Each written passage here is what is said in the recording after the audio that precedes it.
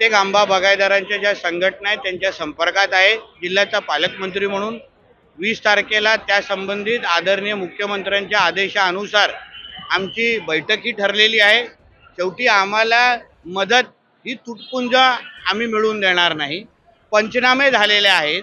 पंचनामे अनुसार चांगली मदत आणि चांगलं पॅकेज कसं द्यावं त्यावर आम्ही सगळेजण काम करतो आहे.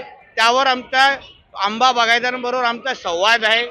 उद्या संध्याकाळी 5 वाजता मंत्रालयात बैठकी आहे आणि म्हणून ठीक आहे, तुमच्या मीडियापुरते ही मोठी मोठी भाषणं ठीक आहे.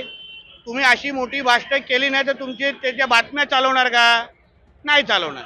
आणि म्हणून त्यांना त्यांचं काम करून दे.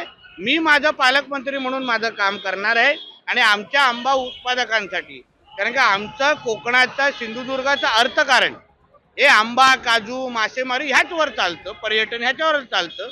आणि म्हणून जेव्हा आम्ही एका बाजूला बोलतो की आम्हाला या जिल्ह्याचं दरडोई उत्पन्न डबल करायचं आहे, तेव्हा आम्हाला आमच्या आंबा उत्पादकांची पण काळजी घ्यायला लागणार.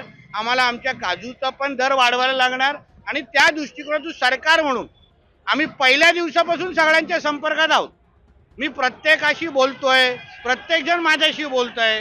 पण आता एक काही त्यांना येऊन राजू शेट्टीजीनं एक भाषण करायचं होतं.